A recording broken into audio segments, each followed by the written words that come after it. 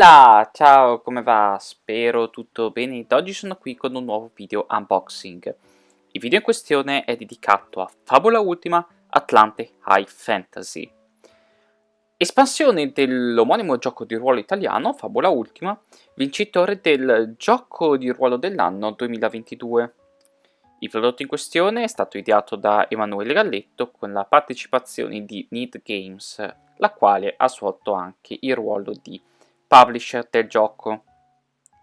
Il prodotto costa 4,90 € con il PDF incluso.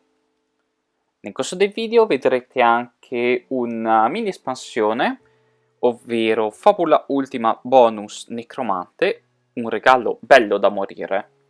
Il prodotto in questione è stato realizzato fisicamente per il Lucca Comics and Games 2022. La versione digitale è disponibile gratuitamente al pubblico, la potete tranquillamente scaricare dallo store ufficiale di Need Games oppure accedendo tranquillamente al link del sito di Favola Ultima. Il prodotto in questione è basato sul tema del light fantasy. Light fantasy, per capirci, sono la maggior parte di quelli che vengono considerati i JRPG disponibili nel mercato. Sapete perfettamente che Favola Ultima è basato sul mondo dei JRPG ed è estremamente particolare, proprio perché è basato su tre generi di gioco differenti che creano abitazioni differenti. Light fantasy, un esempio può essere un Dragon Quest, Natural Fantasy, The Legend, alcuni The Legend of Oath, adesso non mi ricordo esattamente quali titoli precisi sono considerabili Natural Fantasy, e soprattutto i Techno Fantasy, come possono essere per esempio Final Fantasy VII.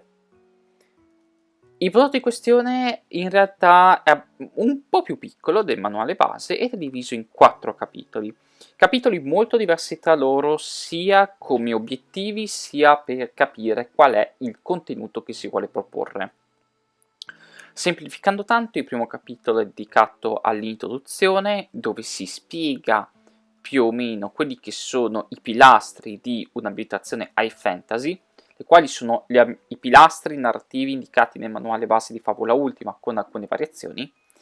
Il capitolo 2 è dedicato al mondo, dove vengono proposti diversi luoghi, una decina di luoghi da poter esplorare, e ulteriori informazioni su come gestire per esempio i conflitti, le meccaniche degli Arcanum, gli oggetti e gli artefatti, i quali vengono ampliati e potenziati. Il capitolo 3 è dedicato ai protagonisti, la sezione per i giocatori, ovvero tutto un insieme di informazioni dedicato a come costruire al meglio personaggi dedicati ad un mondo high fantasy e diverse classi giocabili, che sono 4: cantore, comandante, danzatore e simbolista, oltre a tutto un insieme di peculiarità aggiuntive, armi personalizzate e meccaniche nuove. E il quarto capitolo, ovvero gli antagonisti. Gli antagonisti sono 5 e hanno l'obiettivo di dare una dimostrazione di quello che possono essere i cattivi di un'avventura di Favola Ultima High Fantasy nel corso di una sessione e nel corso di una campagna, quindi partendo dai cattivi più deboli fino ad arrivare a quello che possiamo chiamare il boss finale. L'elemento che trovo più interessante da parlare è sicuramente il mondo. Il mondo è il capitolo 2 ed è la parte principale del manuale. Questo perché ci permette di capire al meglio quali sono le caratteristiche di Favola Ultima e in particolare appunto di questo Atlante. Costruire un'abitazione high fantasy, ma in generale costruire un mondo Favola Ultima high fantasy, è un po' diverso rispetto al classico Favola Ultima, oppure a un classico altro gioco di ruolo da tavolo, proprio perché, essendo basato su un certo tipo di prodotti, deve presentare anche tutta una serie di gimmick e stereotipi che sono narrativamente caratterizzati. Un esempio in merito è il fatto che i protagonisti siano dei personaggi molto idealistici, con una purezza quasi impossibile. Se in un gioco come Dungeons and Dragons può risultare estremamente facile che una persona interpreti un personaggio con delle sfaccettature di nero, Qui invece è normale che si interpretino dei personaggi totalmente buoni, il classico legale buono, per capirci. Ci sono anche casi in cui questo non avviene, personaggi un po' antieroici che danno un po' di pepe e sapore all'ambientazione. La cosa che più ho trovato interessante del capitolo 2 è la voglia di spiegare in modo diverso meccaniche già estrapolate nel manuale base. Coloro che sono game master e vogliono sfruttare al meglio il manuale High Fantasy devono partire dal presupposto che quelli che vengono dati sono consigli, ovviamente non sono obbligatori da inserire in una sessione, ma quello che si vuole fare soprattutto è l'obiettivo di dare un sapore in più a certe cose. Di conseguenza, per esempio, la tematica della tecnologia viene spiegato con quali potrebbero essere i metodi di usarla, oppure gli arcanum. E questa è una cosa interessante, c'è tutta una sezione che sfrutta gli arcanum come pretesto narrativo, che è un ottimo elemento interessante. Oppure un altro elemento sono le tematiche dei rituali e della vita dopo la morte. Ricordiamoci sempre che in Fabula Ultima, se i personaggi fanno un sacrificio, il personaggio deve morire per sempre, non essere più giocabile, però è possibile che possa riapparire magari come spirito per dare dei consigli. Trovo tutto ciò molto interessante e un elemento che è molto particolare di questo manuale, che è una cosa che si nota nel mondo e negli antagonisti, è la voglia di essere un esempio per tutta una campagna. Quando si costruisce una campagna di Fabula Ultima, soprattutto col fatto che i giocatori spendono un sacco di punti fabula a scopo narrativo, c'è il rischio che non si riesca a portarla a termine. Le campagne di Fabula Ultima sono spettacolari, potenzialmente molto eroiche, ma allo stesso tempo rischiano di essere molto longeve, tanto che è normale che il master e i giocatori si parlino tra di loro e dicano dove vogliono portare la storia. Per venire incontro anche ai cambi di tono che la vicenda dovrebbe avere, sono presenti diversi luoghi da poter esplorare e diversi antagonisti. I luoghi io li ho apprezzati molto perché sono un eccellente pretesto e sono schematicamente ben strutturati per costruire luoghi genericissimi in cui i giocatori possono inserire tutti i dettagli che vogliono e per renderli super carismatici. Ho apprezzato il fatto che per ogni luogo, prendiamo un esempio a caso, Yggdrasil, l'albero del mondo, in questa sezione qui del manuale, per esempio, viene data la spiegazione di quello che è i tipi di elemento che sono più comuni, gli elementi più rari, le tipologie di minacce che i giocatori potrebbero incontrare, cose di questo tipo. E la cosa degli elementi è un dettaglio molto molto preciso. Ed è preciso per un certo motivo. Intendo infatti la scelta di dare elementi rari ed elementi comuni va a condizionare i nemici.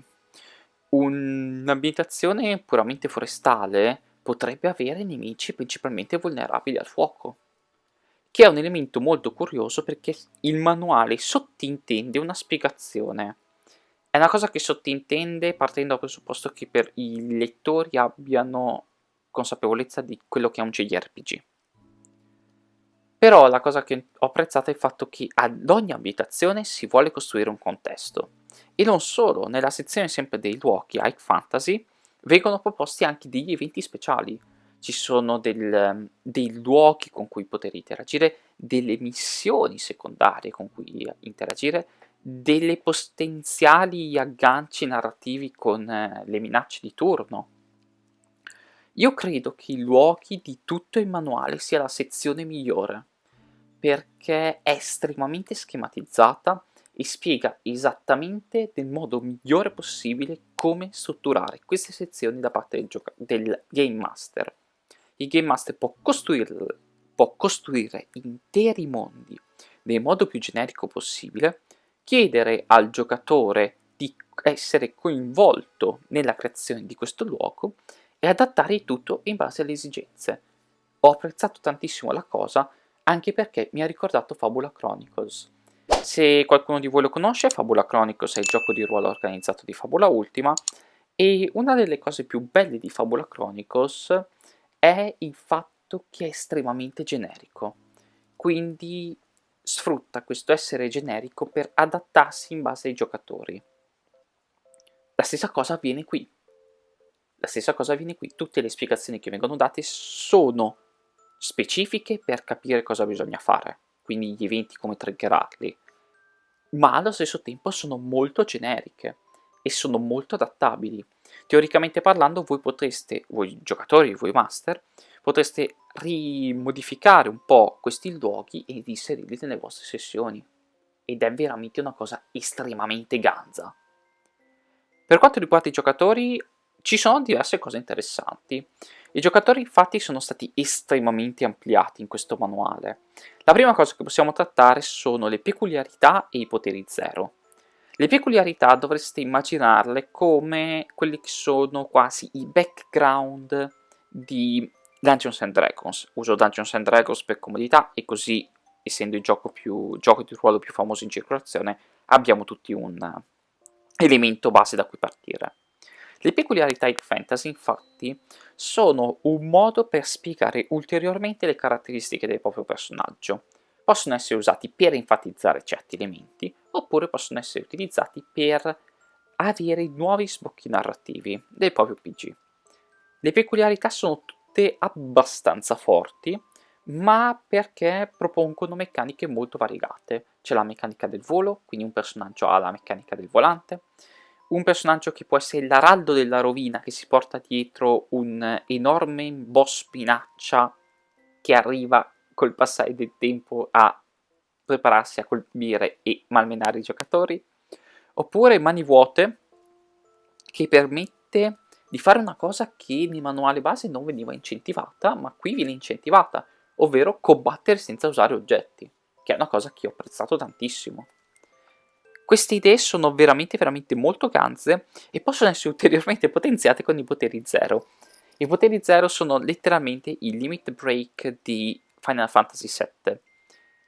Sono degli orologi che si attivano e letteralmente rendono i personaggi estremamente potenti. I poteri zero della sezione dei personaggi, dei protagonisti, capitolo 3, è probabilmente la sezione che i giocatori useranno di meno, ma per il semplice fatto che rende i giocatori estremamente forti e veramente eccessivamente forti.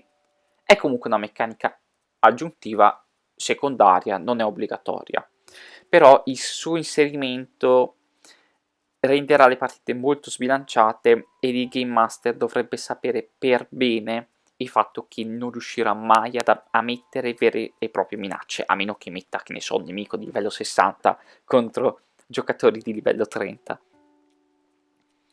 Però ci sono delle cose interessanti, c'è una spiegazione per esempio sulle armi personalizzate, abbiamo nuovi oggetti ed artefatti che si possono già utilizzare pronti per l'occasione, abbiamo le armi trasformabili, ora è possibile costruire le proprie armi e usare delle armi che si trasformano, molto figa come idea, e l'ho veramente molto apprezzata. Un po' ricorda, è un esempio un po' fuori, ma ricorda per esempio quello che fanno per esempio alcuni Pokémon, che cambiano le statistiche, diventano difensivi o offensivi, oppure diventano più forti o più deboli in base a determinate situazioni. Ecco, questo si percepisce in questa situazione appunto di Fabula Ultima manuale fantasy.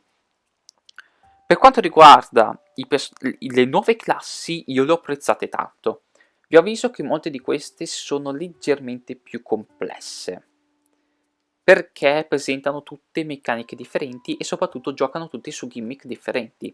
Il cantore, che originariamente doveva chiamarsi Bardo, ma è il cantore per esempio utilizza il tono della voce ed in base al tono della voce e al timbro della voce cambiano gli effetti. Veramente una bella idea per caratterizzare il tema della voce.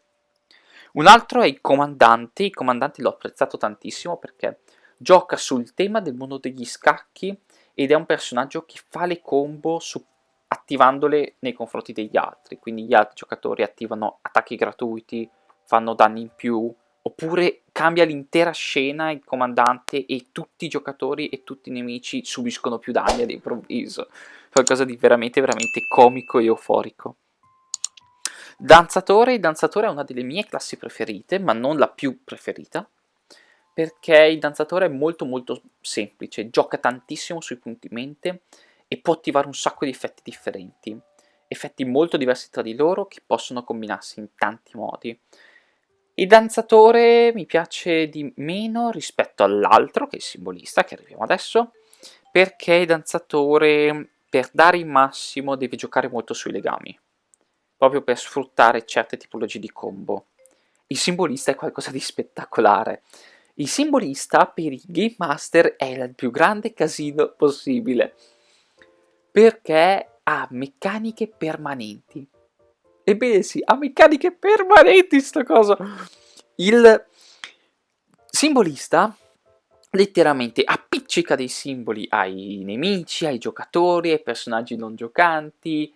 Ovviamente c'è un limite a quanti ne può appiccicare, però ne può appiccicare e durano per tutta cioè per tutta la campagna possono durare. Teoricamente se, che ne so, il simbolista dà un simbolo al proprio alleato per renderlo un po' più potente, questo simbolo può durare per sempre. È qualcosa che mi ha fatto veramente, veramente un sacco ridere.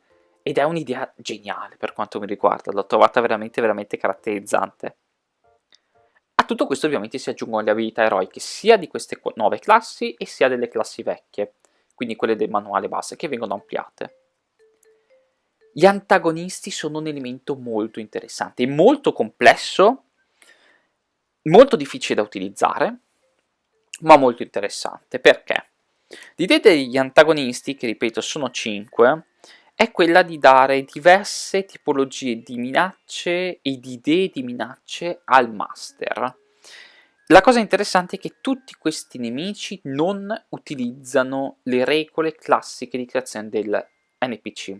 Sapete che nel manuale base sono scritti tutta una serie di elementi che dovrebbero caratterizzare la creazione di un personaggio. Questo manuale qui, in questo High Fantasy, dice esplicitamente che questi calcoli non sono stati fatti correttamente e lo dice in tantissimi modi, in tantissime situazioni.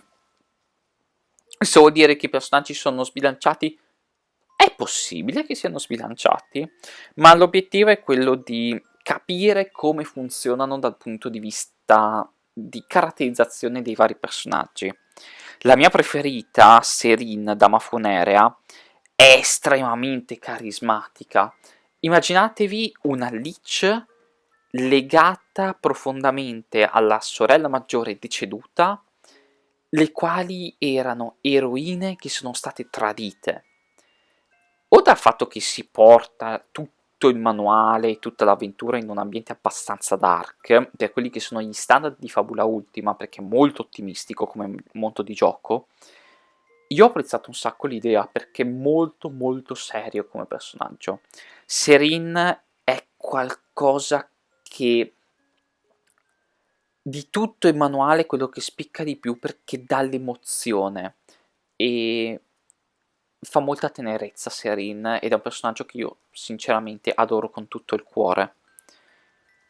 Un altro personaggio interessante avviene subito dopo, ma è un po' più complesso perché è Maximilian. Maximilian è un altro tipo di boss, è un boss da late game per capirci. L'obiettivo di Maximilian è quello di rappresentare il concetto che anche la luce è un problema. Immaginate Maximilian come se fosse un principe gladiatore che è insicuro di sé e questo lo porta ad agire in un certo modo. Quindi una figura di base positiva non è un cattivo, Maximilian non lo percepisci come cattivo leggendo il manuale, ma capisci che c'è qualcosa che non va. Tra l'altro l'idea che sta attorno a Maximilian, ovvero quella di sfruttare i suoi sottoposti più amati per interagire in un certo modo, è un meccanismo interessante, ma bisogna stare attenti perché c'è il rischio di entrare nel mondo del complottismo che è presente molto nell'ambiente dark fantasy. Vabbè che light fantasy gioca molto su questi elementi, però insomma va detto e va fatto notare. Gli intrighi politici può essere che iniziano a diventare più rilevanti. quali sono gli elementi che non mi sono piaciuti di questo volume? Il primo elemento che non mi è piaciuto è l'assenza di tutti quei trafiletti che erano presenti a lato delle pagine di Fabula Ultima manuale del giocatore. Il manuale del giocatore era veramente veramente ganzo dal punto di vista dell'impaginazione fisica, perché con questi trafiletti era possibile subito andare a dare subito un'occhiata a quelli che sono i vari capitoli. Qui, probabilmente per il motivo che sono 4 i capitoli che sono stati inseriti, si è scelto di non proporli. Personalmente è una cosa che non ho apprezzato per niente, perché erano standard, tra virgolette, del manuale base, che ho apprezzato tantissimo e lo considero uno dei più bei pregi dell'impaginazione del manuale base di Fabula Ultima. Il non vederlo qui mi è dispiaciuto. Al massimo, per incentivare questo inserimento dei trafiletti, magari avrei diviso il capitolo 2. Il capitolo 2 è veramente veramente molto corposo. Capisco l'idea da parte degli autori di inserire nel capitolo del mondo tutti gli elementi che diano la percezione che si sta parlando di come costruire l'universo high fantasy. Però, per esempio, faccio per dire, oggetti rari, artefatti, questi elementi magari li avrei tolti da qui. Avrei cercato magari del capitolo 2 di renderlo un po' più staccato e di proporre qualche capitolo in più. Nonostante questo, sappiate che se prendete il manuale fisico, almeno dove si trovano le classi giocabili le trovate subito, proprio perché si notano abbastanza facilmente tenendo il manuale chiuso. Un altro difetto di questo prodotto, posso trovarne uno, e credo che sia sulla tipologia di sound che ha Fabula Ultima nei confronti di se stessa. Fabula Ultima è un manuale molto ottimistico, è una cosa che molti evidenziano, molti giocatori evidenziano, e anche Emanuele Galletto evidenzia. Io qui non ho percepito tanto questa sensazione di ottimismo, ed è una cosa che mi è dispiaciuta molto, nel senso che ci sono un sacco di, per esempio, adesso riprendo un attimo l'indice del manuale per venire incontro e cercare di capirci insieme come funziona il tutto. Per esempio, alcune peculiarità high fantasy e abbastanza peculiarità high fantasy sono basate su tematiche potenzialmente dark. Serin, per quanto io adori il personaggio e adori con tutto l'amore l'idea, è un personaggio abbastanza dark. E tutta quella serie di personaggi pregenerati che sono presenti a pagina 91 nel capitolo 3, in molti di questi si percepisce il sapore dark. Forse avrei cercato di fare di diminuire questo fattore, forse magari togliendo qualche esempio. Non saprei adesso dare una soluzione eccezionale, però più che altro avrei evidenziato maggiormente la cosa che sì, è evidenziato il fatto che alcune peculiarità, alcune cose che vengono inserite sono leggermente al di fuori di quello che è il sound di Fabula Ultima, però o avrei evidenziato ulteriormente questa cosa fin da subito, quindi fin dall'introduzione del manuale, oppure avrei cercato di trovare un modo per edulcorare determinate scelte. Nonostante questo, si tratta comunque di un elemento puramente di flavor, non è veramente un difetto quest'ultimo. Personalmente trovo che Fabula Ultima, Table Talk, JRPG, Atlante High Fantasy sia un passo in avanti rispetto al manuale base. Sia un passo in avanti rispetto al manuale base perché credo che sia veramente eccezionale, perché ciò che la caratterizza è il fatto di riuscire ad accompagnare il giocatore nel corso dell'intera esperienza. Giocatore Game Master, oltre ad ottenere un sacco di meccaniche nuove, peculiarità, armi personalizzate, nuove classi, nuovi artefatti, ci sono anche luoghi pregenerati, nemici pregenerati, idee per nemici, idee per luoghi. c'è un sacco di materiale da poter utilizzare ed è veramente questo manuale una fornace di informazioni.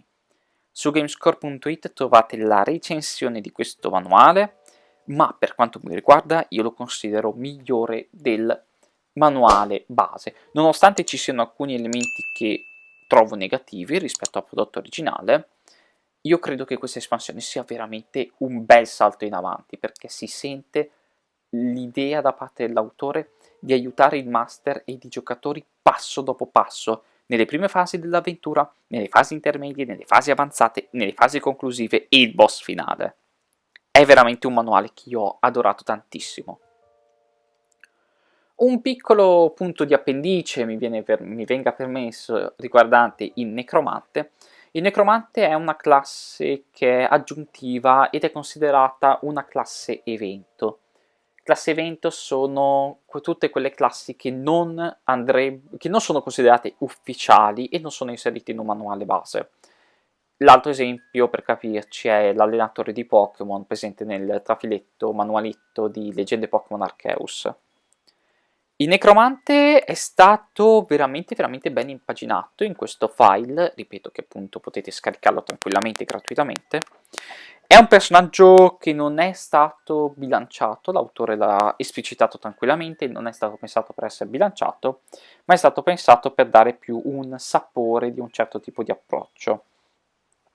Ciò che io ho apprezzato un sacco è proprio l'impaginazione, perché si vede veramente il fatto che per costruire le classi si è andato a creare un intero standard che è veramente piacevole, e ho apprezzato il fatto che abbia una meccanica esclusiva chiamata appunto Sepolcro, che poi può essere sfruttata in tantissimi modi, per esempio anche per interagire con personaggi potenzialmente deceduti.